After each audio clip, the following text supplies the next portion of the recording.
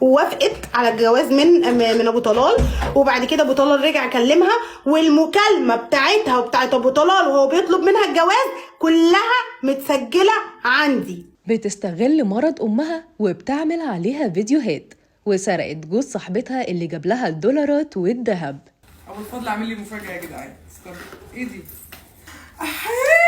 لكن أعز صحابها ما سكتتش وطلعت كشفت حقيقتها، إزاي بتستغل مامتها المريضة من الزهايمر، وهل فعلا خطفت جوز صاحبتها؟ تعالوا نقول لكم إيه الحكاية. الكل دلوقتي ملهوش سيرة غير البلوجر ليلي فؤاد اللي بقت حياتها كلها دهب في دهب، كل اللي عليها بس إنها تحلم وتتمنى. لكن الغريب إنه التحول ده غير حياتها 180 درجة، وخلاها تتحول من بياعة على الرصيف لأغنى ست في مصر، لابسة الدهب بالكيلوهات ومن تقله ما بتقدرش ترفع إيديها. وقالت إن كل ده بسبب أبو الفضل، الراجل اللي جه يعوضها عن تعب السنين اللي فاتت كلها. الناس فضلت تسأل يا ترى عرفته إزاي ومنين، لحد ما خرجت البلوجر دينا طارق وفضحت كل اللي حصل، وقالت إن الفانوس السحري ده اسمه أبو طلال، وهو فعلا ثري سعودي مش إماراتي، كانت بتحبه وبيحبها ومحددين ميعاد الفرح.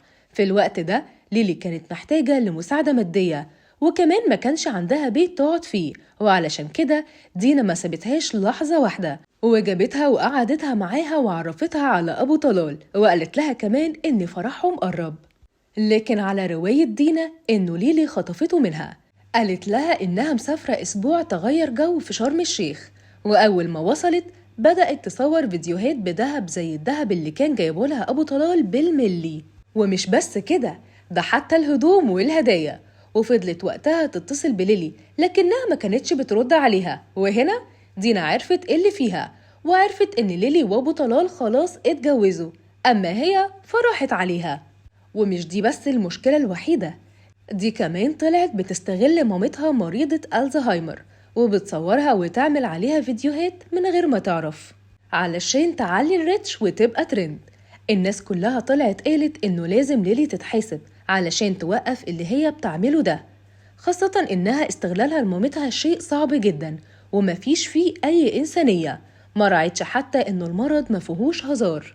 وناس تانية بقى قالت إنها بتعمل محتوى زيها زي بلوجرز كتير، وفي الأول والآخر هي ما بتطلعش مامتها في صور وحشة، هي اللي بتعمله إنها بتطلع تهزر معاها وتتكلم معاها عن حاجات قديمة فاتت، والردود اللي مامتها بتردها بتكون عفوية وما فيهاش أي حاجة غلط.